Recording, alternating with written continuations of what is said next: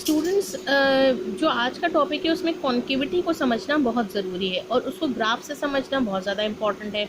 तो इसलिए मैं इस आपके लिए वीडियो बना रही हूँ ताकि आप इस कॉन्केविटी को आप ग्राफ से बहुत अच्छे तरीके से समझ सकें। ठीक है। अच्छा, ये मैंने एक सर्कल ड्रॉ किया है। बेसिकली कॉन्केविटी जो होती है हमारी, ये एक स्फीयर कर्व होता है। ठीक है।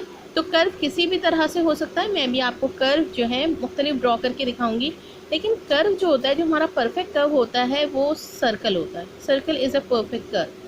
तो हम इसको इनिशियली स्टार्ट लेते हैं सर्कल से, और जब हमारे पास डिफरेंट फंक्शंस आएंगे तो डिफरेंट कॉन्केविटी कंडीशंस आएंगी। कॉन्केव अप होता है या कॉन्केव डाउन होता है, यानी कॉन्केविटी कंडीशंस में दो टाइप की होती हैं। One is concave up and the other is concave down.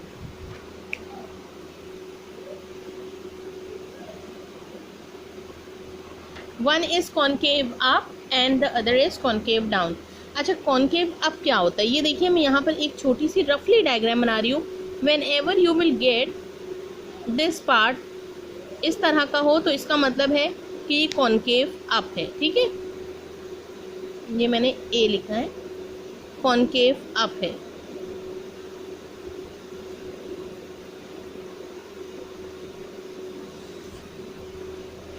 और अगर इस तरह हो कर्व तो you will write CONCAVE, concave down. अच्छा, ये तो हम कॉन्केव अप और कॉन्केव डाउन का मैंने आपको कॉन्सेप्ट दे दिया। इसका मतलब ये है कि ये वाला जो हिस्सा है हमारे पास सर्कल का, this is concave up and this part of the circle is concave down. ठीक है, इतना क्लियर हो गया कि ये जो सर्कल का पार्ट है, this will be called concave up and this part will be called concave down.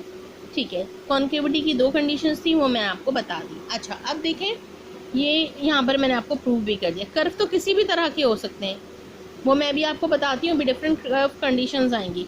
अच्छा देखिए, कॉन्केव अप में हमेशा मिनिमम पॉइंट निकलता है ना। यहाँ पर आपके पास क्या होगा, this is the minimum point. Curve का सबसे मिनिमम पॉइंट कहाँ है, कर्व का सबसे मिनिमम पॉइंट यहाँ है। यानी कॉन्केव अप में क्या कॉन्केव डाउन में मिनिमम पॉइंट हो सकता है? नहीं, कॉन्केव डाउन में तो मैक्सिमम पॉइंट निकलेगा।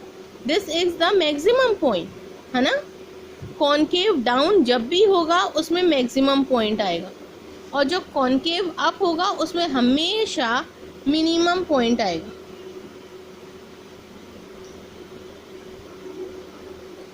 ठीक है। अच्छा, दो चीज़ें हो गई। कॉन्केव अप क्या होता है, देखिए आपके पास तो एक फंक्शन दिया हुआ होगा, मैथमेटिकल फंक्शन, इस तरह से डायग्राम नहीं गिवन होगी। तो आप क्या करेंगे, आपको मैथमेटिकल फंक्शन में प्रूफ करना होगा, यानी इन टर्म्स ऑफ नंबर। आपने तो कैलकुलेशन करके प्रूफ करना है कि डायग्राम कैसी होगी। You just have to imagine कि हमने कैलकुलेशन से प्रूफ करना है कि either it will be concave up और it will be concave down. हमारे पास डायग्राम नहीं होगी, but you have to draw the diagram according to the function. और जब तक आप फंक्शन को समझेंगे नहीं, तब तक आप डायग्राम कैसे ड्रॉ कर सकते हैं। देखें, आपको डेरिवेटिव्स लेने आते हैं, सही है। अच्छा, डेरिवेटिव्स का मतलब है कॉन्केव अप। कॉन्केव अप कब होता है, जब सेकेंड डेरिवेटिव, यहाँ पर लिख लीजिए अपने पास, सेकेंड डेरिवेटिव जो है आपका greater than zero. Greater than zero का क्या मतलब होता है, पॉजिटिव हो, है ना। अच्छा, इसी तरह कॉन्केव डाउन कब होता है, जब second derivative less than zero. Less than zero का क्या मतलब हो गया, नेगेटिव हो।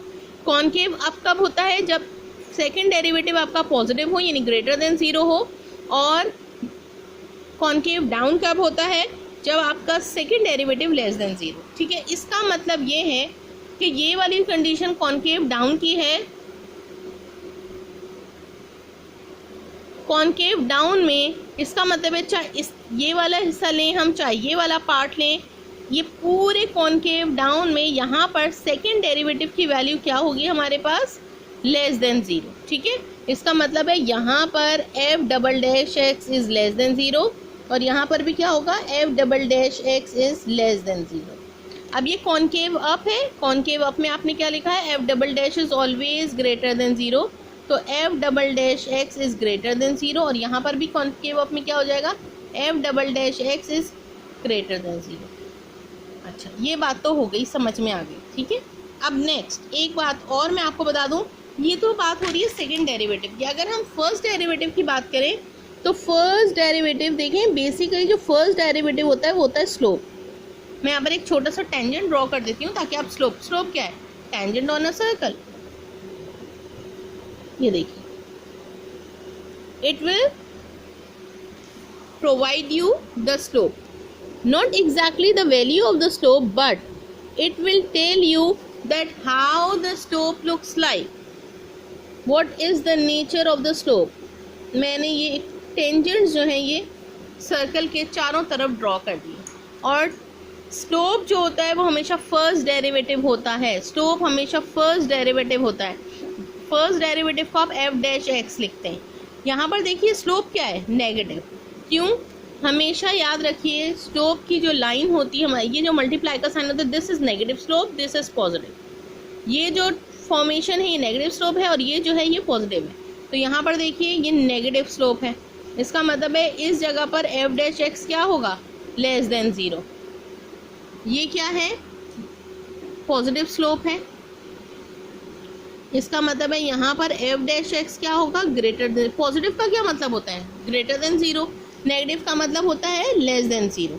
और इसी तरह ये देखें, ये पॉजिटिव स्लोप की लाइन है, आप इसको क्या लिखेंगे, F dash x will be greater than 0। और यहाँ पर ये देखिए नेगेटिव स्लोप की लाइन है, नेगेटिव स्लोप होता है मल्टीप्लाई के साइन में, this is negative and this is positive.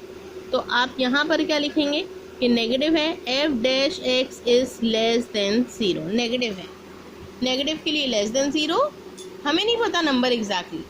अब ये आपके पास वो जो मैंने आपको पिक भी शेयर की है साथ में कर्व्स की, जिसमें चारों कर्व्स यानी कि इस तरह से कर्व्स ब्रेक्ड हैं, मैंने उनको कंबाइन करके एक सर्कल फॉर्म में कंप्लीट आपके पास शो कर दिया है, जिसमें एक एक कर्व की वैल्यूज़ यहाँ पर मैंने बता दी कि अगर इस तरह का होगा तो it has the second derivative will be less than 0 and the first derivative will be greater than 0। अगर ये वाली कर्व की कंडीशन होगी, कॉन्केव अप में भी दो तरह के कर्व हो सकते हैं, एक मिनिमम पॉइंट से पहले और एक मिनिमम पॉइंट के बाद। इसी तरह कॉन्केव डाउन में भी दो होंगे, एक मैक्सिमम पॉइंट से पहले और एक मैक्सिमम पॉइंट के बाद।